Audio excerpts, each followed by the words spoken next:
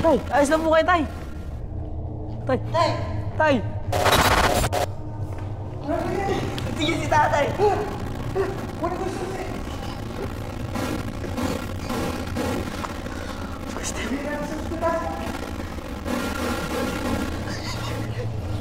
Tubig!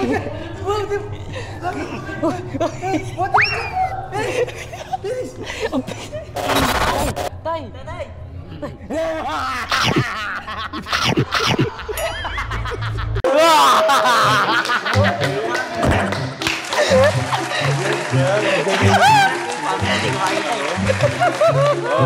Happy Halloween, Ka-Telegram! Okay, ganda na naman.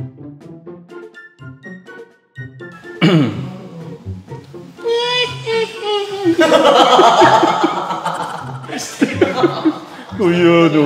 Alam. Ito ay dito.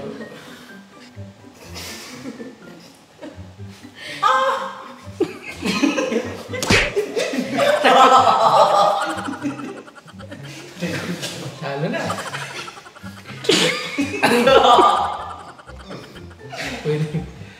Ha, ay. Grabe yung mga mood.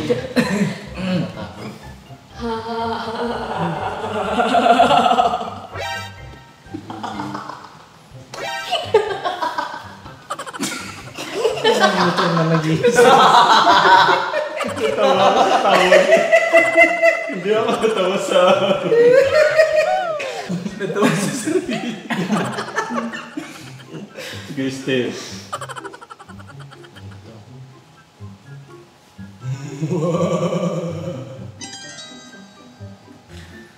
Ano?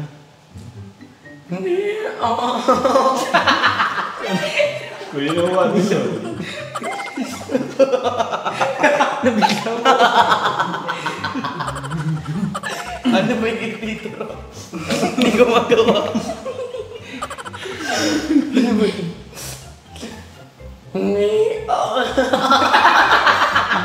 Pinagsasawa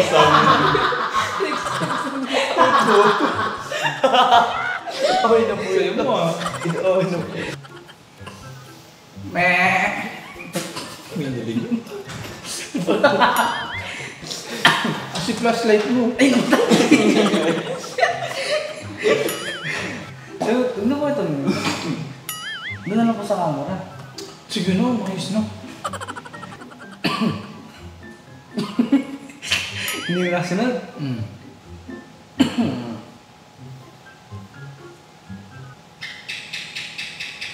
Yun daw. Butikin na kaya. Butikin na inip eh. Yun na pala. Butikin. Butikin. Nga. Kinayo ka na siya, baby. Luis. Yeah, marami na. Pwede. Bawi. Hindi ka ba nag-over dun sa...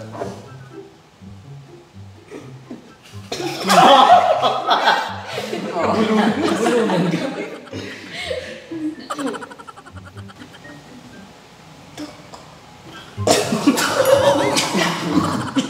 Yun na yun. Ito ko. Ang halawin. Meow. Ano kaya? Lagi may umus. Yun naman nakakatakot siya. Okay, medyo.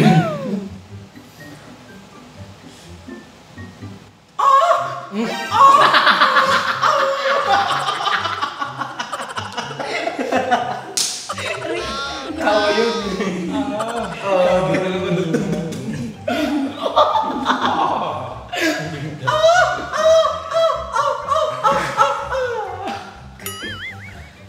Ay, nakalimutan ko yung akin. Oh.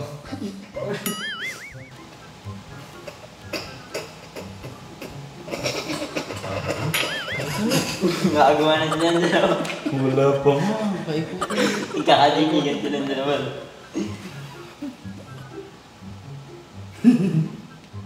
Okay, yun na yan. Sige lang yun. Meron na ba yan? Tawa rin. Tatarang.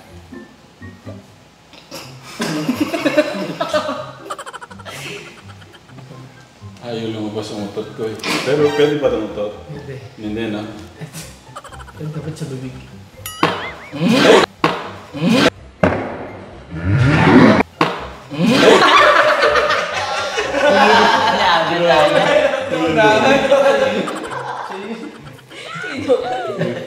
Yung pala yung pambato niya sa'yo. Naunahan ko. Naunahan ko. Tatera. Baka gusto niyo marinig yung nagalit na pusa. Sorry. Meron pala.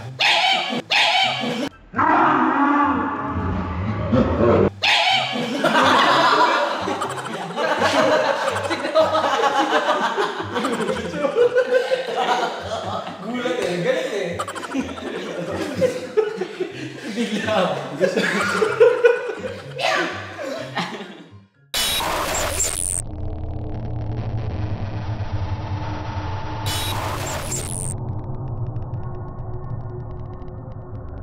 Kiki. So simulan na natin kay Micaela.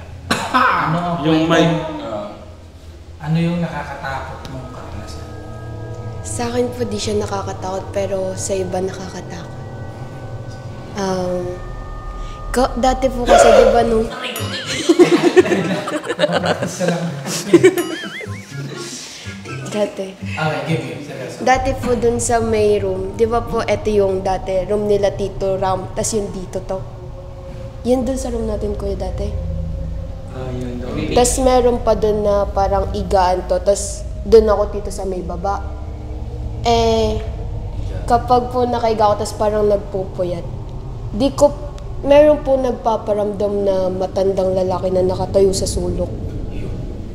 Pero di ko po siya pinapansin yung parang sabi niya is, parang nagbibigay siya tito ng sign sa akin na matulog ka na, anong oras na, ganon. Si Lolo yun. Hindi po to. Tapos, meron po, na nga po. Tapos nung nagpunta po ako dun sa may kwarto nila lolo, nakatago po kasi yung wedding picture yung magulang po nila lolo. Tapos nung nakita ko po yung lalaki, sabi ko, eto yun, sabi ko pong ganon. Tapos doon ko lang po na-realize na. Tapos doon po nung nalaman ko po yan, di na po siya nagpaparamdam. Oh.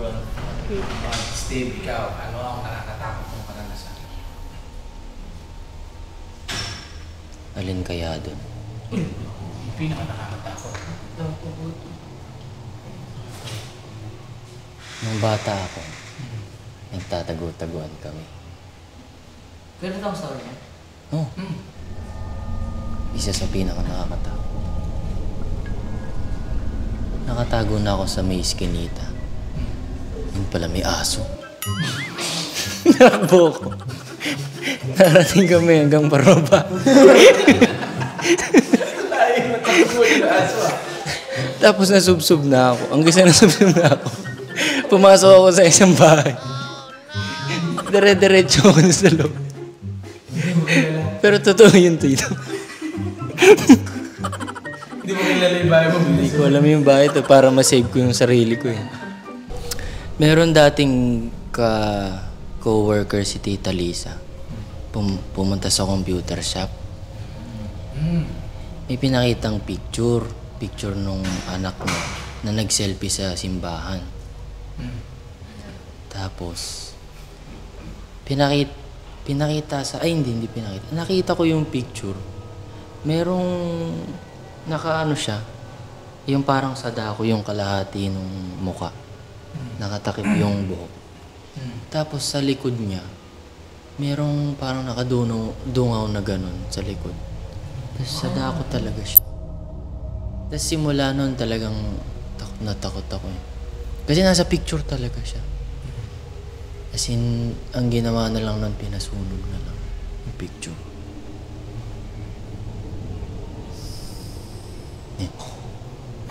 Oo po, wala. Ikaw, Meron yun. na kanina. maranasan. Yung... Ano, di ba po, naglalakad po ako dun sa sementeryo. May nakita po ako, 3 bakla. Nakita ko. Bakla, okay. Oh. Tumakbo ko. Tumakbo ako. Natakot sa bakla. Natakot po sa bakla.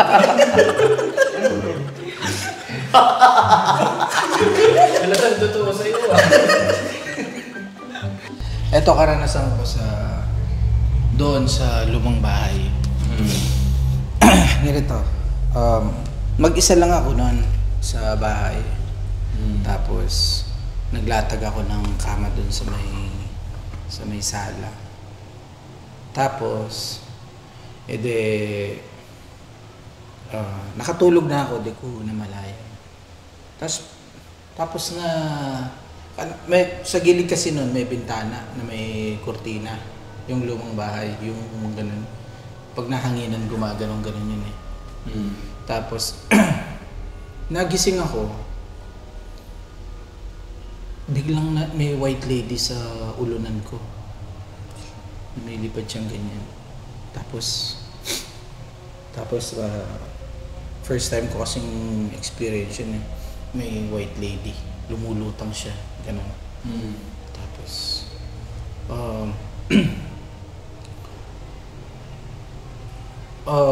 hindi naman siya lumalapit, pero andun lang siya, steady lang siyang ganyan. Tapos ayun, na pinikit ko uli yung mata ko, tsaka ako nag-relax. Kasi ano ata yun, lucid dreaming ang tawag dun eh. Paralysis. Parang ganun. May nakakakita ko yun yung nakita ko na white lady, may mahabang buhok tapos puti yung suot. So ayun, syempre nag-pray lang ako noon. Tapos ayun, yun yung isang kung karanasan na nakakatakot sa akin at kasi first time ko sa sarili ko. Dati naririnig ko lang siya, pero totoo pala. Yeah. Ikaw? Wala ka. Wala ka nakakatakot. Sa kabilang bahay. Yung kami po nila Kuya Alvin. Tapos si Luis po. Di ba po kami natulog sa may sopa? Yung... di po yan, malapit na rin mag-November 1. Ang kala po namin, kasi yung pinto po, yung mahangin po. Pag hinangin po yung pinto, nagsasara. Tapos kami po doon, Luis, parang binibiro po na pagka, parang meron parang invisible po kasi ulit. Na pagka hinatak niyo po ganun bubukas, tapos pagka bunilaw niyo po sasara. Tapos ginawa po namin doon, Luis, ginanyan po namin, bumukas po. Pero wala po siyang hangin, kasi wala po. Tapos parang binitawan po namin siya, bigla po nagsara. Yung impact po niya parang malakas po talaga. Yun po. Alam niyo po siya. Huwag kayong matakot ha. Okay.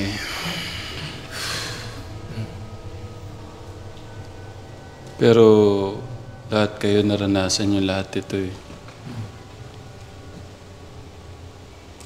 Si Ate Mika lang hindi. Pero huwag kayong matakot.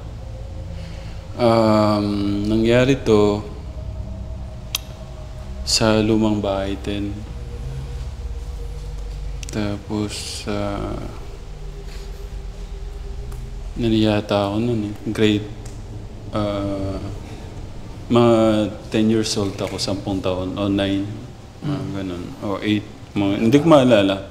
Sobrang sobrang nakakatakot. Kasi pagka tuwing naalala ko to, talagang umano yung balahibo ko, tumatay yung balahibo ko, tapos talagang parang namumutla, nalalamig, ganun. Siyempre masusunod yung mga magulang mo. Pagka pero ang talagang nakakatakot dito, yung babae siya, may suot siyang nakaputi, tapos may gloves, tapos may gunting. Tuli. Ayun, tinuli ako.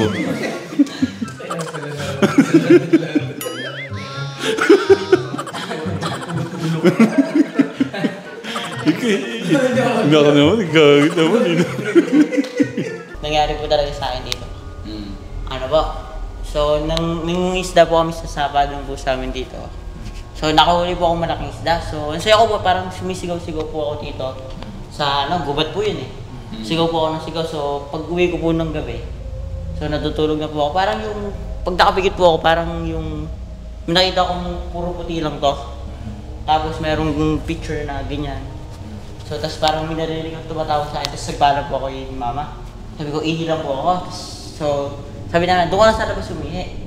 Yung pagkalabas ko po, parang hindi ko na po alam kung anong gagawin ko to. Tapos may parang tumatawag po ako hanggang sinundan po po dito. Yun na nga. Di ba sleepwalk siya? Pagka natin ang malala po yung sakit ko. Tsaka nangyari sa'yo nung sa kabila, di ba? Nung nagising ka, nasaan ka? Nasa cemetery yata siya. Hindi po, dyan lang po ka na. Sa kinikwento mo?